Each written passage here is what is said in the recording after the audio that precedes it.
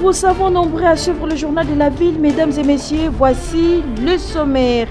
Ouverture ce mardi 28 février 2023 à Kinshasa de l'atelier national de lancement du processus de reconnaissance et de sécurisation des aires de conservation communautaire et APAC en République démocratique du Congo, organisé par l'Alliance nationale d'appui et de promotion des aires et territoires du patrimoine autochtone et communautaire ANAPAC RDC.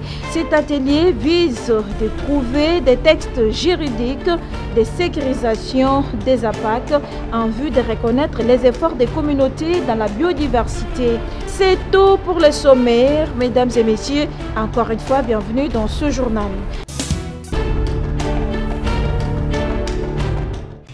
De conservation communautaire. Ouverture ce mardi 28 février 2023 à Kinshasa, à la résidence Saint-Pierre-Claver de l'atelier national de lancement du processus de reconnaissance et de sécurisation des aires de conservation communautaire et des APAC en République démocratique du Congo, organisé par l'Alliance nationale d'appui et de promotion des aires et territoires du patrimoine autochtone et communautaire ANAPAC RDC.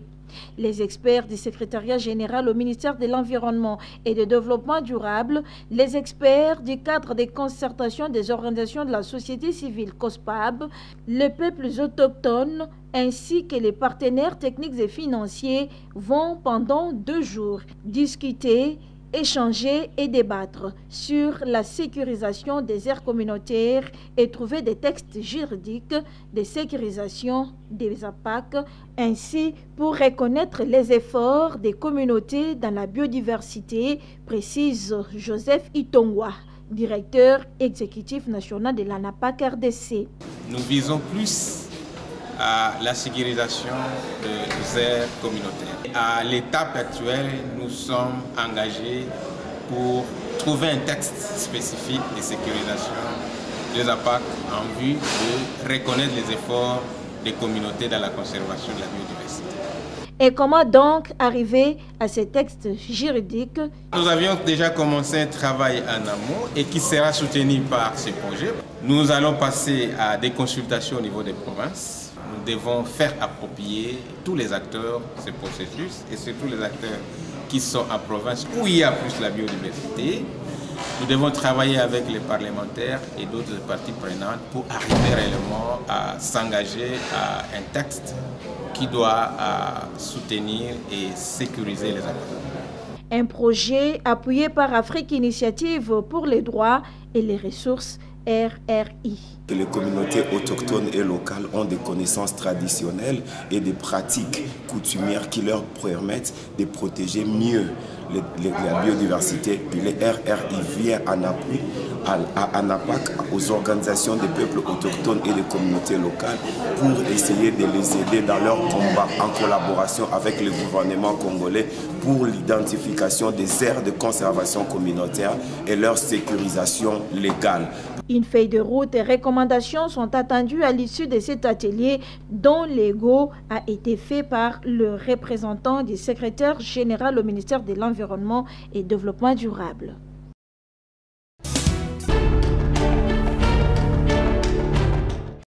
Bandal Bisengo en ébullition le samedi 25 février 2023, précisément aux stations Bloc. Cette adresse, c'est là où se situe désormais les nouveaux sièges de l'Association des motocyclistes libres du Congo à MLC. La cérémonie d'ouverture s'est déroulée en présence de tous les conducteurs de taxi-moto affiliés au sein de cette structure, habillés tous en nouvelle tenue. Ces nouveaux sièges, avec un parking de taille à la hauteur de l'association, est un don de leader de AMLC, Maître John Bayantita, à qui ils ont tenu tous à remercier de tout leur cœur. On a ici notre banda lelo bureau ya AMLC komi awa AMLC eza idéologie ya Maître John Mbaya leader ya AMLC idéologie ya mukwa tombolo parti de ton moi mai so la taille kombo na yete na belaka ebe d'abord pour la Maître John. Lors de cette cérémonie d'ouverture, des nouvelles instructions ont été données aux membres désormais AMLC ferme ses parkings sur les sites de Gombe et autres pour des raisons d'ordre. L'Association des motocyclistes libres du Congo soutient à 100% la vision du chef de l'État Félix-Antoine Tshisekedi Tshilombo, d'où le respect strict du cortège du président de la République est une obligation pour tous les membres de AMLC. L'opinion sur la gilet AMLC dans le zone pour bengabi motar AMLC à mettre John Mbaya tika. Ce qui président de la République a joué les cortège joué les cas. To sengi na motar na biso mo côté ala na cortège wana. To mona moto na biso mo côté si ma cortège président de la République. Ata gilet na biso mona té. Respect pour Zana numéro 1. Nouveau siège, nouvelle tenue, le décor est parfait pour révolutionner les Wewa de la RDC. Tozali ko éduquer ba Wewa po baye ba ke eloko bazali ko sala na nzela eza musala pona ko combattre ba anti valeur ba biloko ya kotumba bituka bato na nzela ba biloko ya kofinga na nzela ko sala musala moto na salite biso epai na biso tozo éduquer nde ba Wewa tozo benga bango biso ba Wewa te tozo benga bango bakomi ba pilote. Avec ces nouveaux sièges à Bandal Bisengo, AMLC et leur leader John Mbaya Ntita comptent implanter cette structure dans toutes les provinces de la RDC.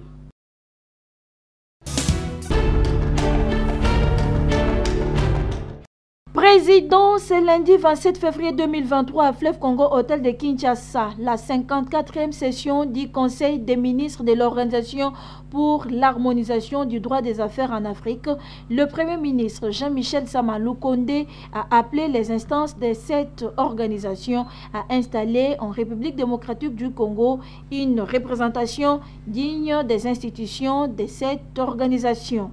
Je tiens à préciser que la République démocratique du Congo attache une grande importance à l'amélioration du climat des affaires et des investissements pour réussir l'émergence de son économie. Pour ce faire, elle n'est pas restée en marge de l'évolution juridique au niveau continental, surtout avec l'avènement d'un cadre concerté du droit des affaires régi par une législation applicable au niveau de chaque État membre de ce grand ensemble. Le Premier ministre a relevé néanmoins que la situation sécuritaire dans la partie est de la RDC, marquée par l'agression rwandaise sous couvert du M23, ne favorise pas l'atteinte de cet objectif. Pour attirer les meilleurs investissements, il est plus que nécessaire de bénéficier d'un environnement empreint de paix. Fort malheureusement, pour notre pays, sa partie est et orientale fait les frais, encore une fois, de la nature belliqueuse d'un de ses voisins, bien identifié par toutes les institutions, tant internationales que continentales. Il s'agit du Rwanda, pour ne pas le citer. Bien avant le Premier ministre, la ministre d'État en charge de la justice et garde-sceaux, Rose Mutombo Kiese, a brossé les grandes lignes de la feuille de route de la mandature de la RDC à la tête de l'OADA. La République démocratique du Congo va donc présider à cette occasion la réunion des chefs d'État et de gouvernement en octobre prochain. Tous les États membres attendent de la RDC un nouveau souffle pour cette organisation et des avancées significatives.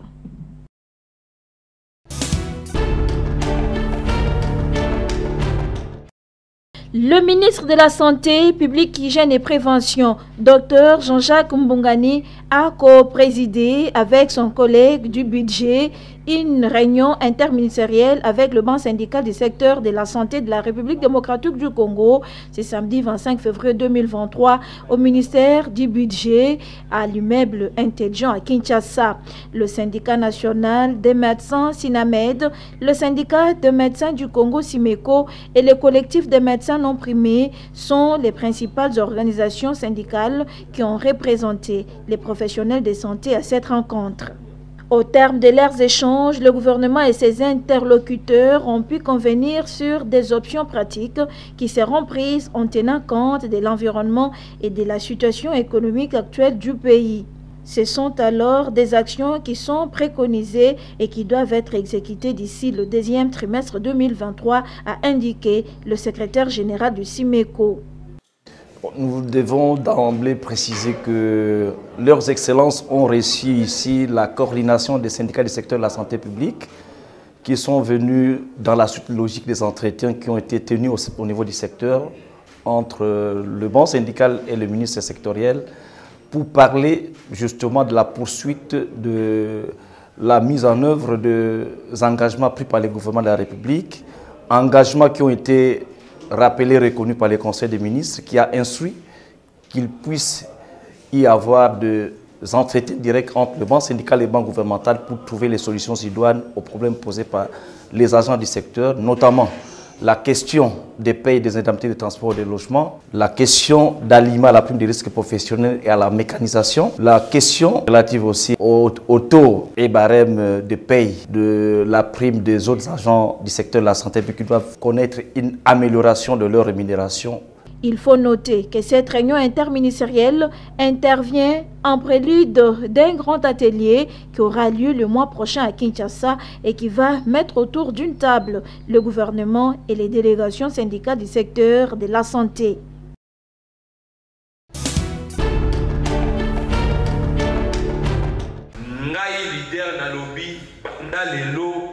Honoré la semaine dernière par la radio-télévision nationale congolaise RTNC avec un trophée intitulé Bakolo Lopangu pour le grand travail abattu au sein de la société civile, Jean-René Souedi l'a présenté à sa base ce dimanche 26 février 2023 dans la salle Pax di Nkwanga, Kinsuka Pompage.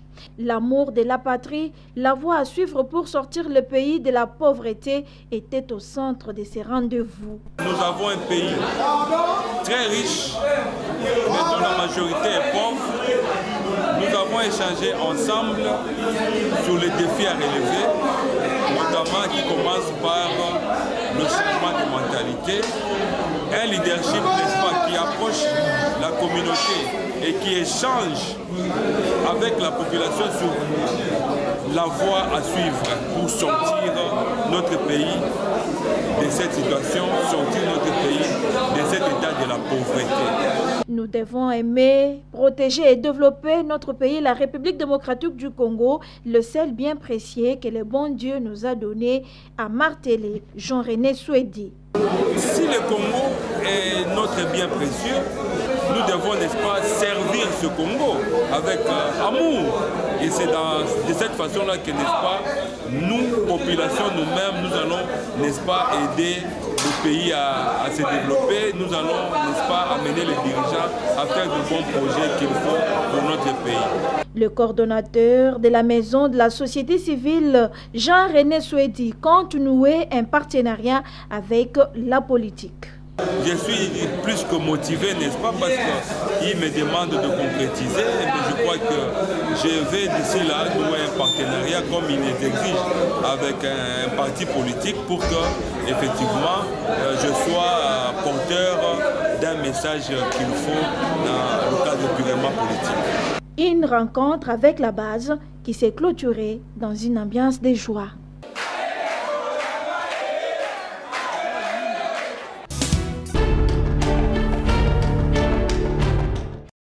Au nom du chef de l'État, le ministre national de l'Agriculture, Ndinga Birionze, a procédé ce samedi 25 février 2023 au lancement de la saison des récoltes de maïs et manioc à Mongata dans la commune de Maluku, AMS, Agro et Sarel, située à 170 km de Kinshasa. Au total, 500 hectares de maïs et 300 hectares de manioc vont être récoltés à Mongata. Prenant la parole en premier lieu au cours de cette cérémonie, le directeur général de AMS, Agro et Sarel, a souhaité la bienvenue à l'assistance avant la prise de parole de sa présidente, Amida Chatur Kamere. Faire des propos du chef de l'État, Félix Antoine Tshisekedi Tshilombo, qui a promis la revanche du sol sur les sous-sols, Chatur Kamere se donne la mission de combattre l'insécurité alimentaire et de garantir l'indépendance agricole en nourrissant la population congolaise grâce à sa production. Amsagro et Sarel est disposé à vendre au gouvernement sa production à un prix rationnel afin de soutenir les forces armées de la République démocratique du Congo. Notre pays traverse des moments difficiles de la guerre d'agression où nos soldats au front ont besoin d'être en bonne santé, eux-mêmes et leurs familles restées à la maison. J'aurais souhaité que toute cette production soit rachetée à un prix social par les gouvernements pour nourrir nos vaillants soldats. Ceci constituera aussi notre contribution à cette lutte à laquelle tous les compatriotes doivent participer. Notre projet compte contribuer tant soit peu à renverser cette tendance à continuer à consommer incompréhensiblement ce qui est produit à l'extérieur. Le secret est là. C'est ici le lieu d'appeler tous les planteurs, la jeunesse à la recherche de l'emploi, de s'investir dans l'agriculture. Je peux vous rassurer, avec de l'abnégation, elle s'avère un métier très rentable, à même de créer justement des millionnaires congolais. Comme au Nigeria, en Afrique du Sud, rêve de notre président de la République, annoncé lors de son investiture en janvier 2019 et qui demeure en lui à ce jour. Le ministre de l'Agriculture a loué la bravoure d'Amida Chatur Kamere à travers AMS Agro-Production. Je n'ai jamais voulu parler de ces statistiques qui disent que nous avons 27 millions de compatriotes qui sont en insécurité alimentaire. Et je voudrais peut-être arrêter par là. Au fait, l'insécurité alimentaire au Congo, c'est notre faute. C'est notre faute. Voilà. Est-ce qu'elle a besoin de champs? Parce qu'il a un homme qui lui donne à manger du 1er au 31. Il a un homme qui lui amène l'argent à la maison. Il a un homme qui l'aime et qui peut rester en intimité à tout moment. Mais je sais, on parlait avec le président Vital Kamerhe qui me dit, mais c'est votre maman qui vous attend là-bas, moi je suis resté à la maison. Voilà. Elle abandonne même son mari pour chercher à nourrir les gens. Il tient de noter que AMS Agro SRL pratique également l'agriculture sous serre encelée sur une étendue vaste, l'élevage de plusieurs têtes de bovins à Kinshasa, dans le Congo central et au Kivu.